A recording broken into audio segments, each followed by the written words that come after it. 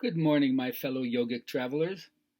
I'm mighty glad to be alive today, and I hope that you are too, as we get one more opportunity to live, laugh, love, learn, linger, and live the life we love. Back this week to talking about BKS Iyengar and what a huge influence he was in my life. He did an amazing thing in that he translated the Yoga Sutras through asana. And instead of looking at the Raja Yoga path of Ashtanga Yoga as laid out by Patanjali, where one stage in a hierarchical sense leads to the next stage, he said that asana itself is a way that you can experience samadhi, or the deep fusion of knower, the act of knowing, and what is known. So the first thing is to learn to relax yourself at a deep, deep level.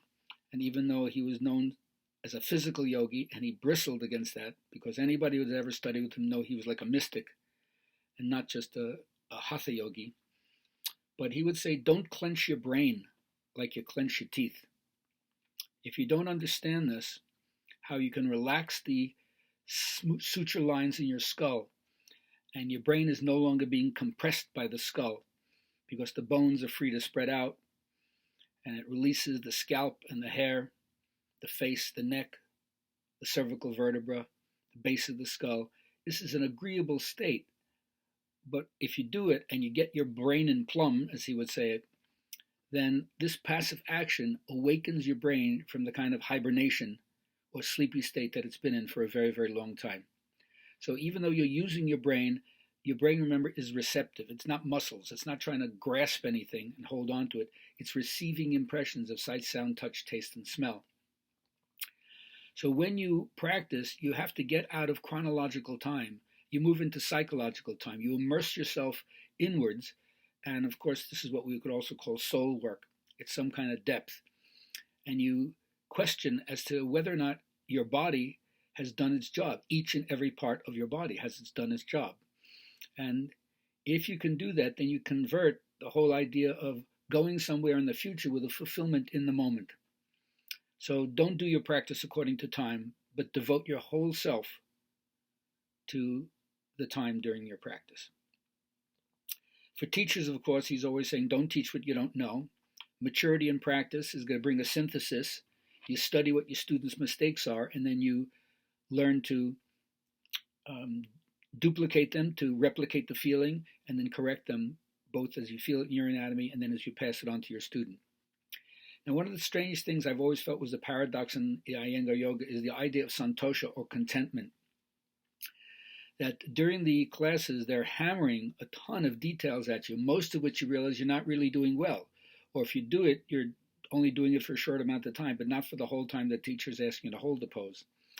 And so how is it possible to feel discontent all the way through the class and then, of course, leave the class feeling extremely contented? Well, did you do your best? And be contented with that. If you've given the best you know you're capable of giving, nothing appeases the innermost hunger as putting out the one with all your juice behind it. And so you have to find this balance between forging ahead out of dissatisfaction and some kind of insatiable thirst for continuous progress. And yet at the same time, it's just as bad to remain in mediocrity, satisfied with minimal progress. So there's a balance to be struck between that.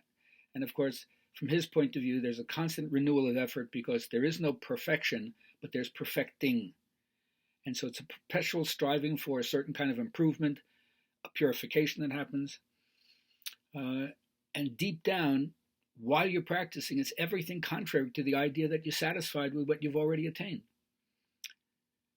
So if you're content with the known, it won't open the way up to the unknown, he says. But purge the old self. The mind wants to go back to the old. Maybe something new, fresh, and virginal can happen today in your practice.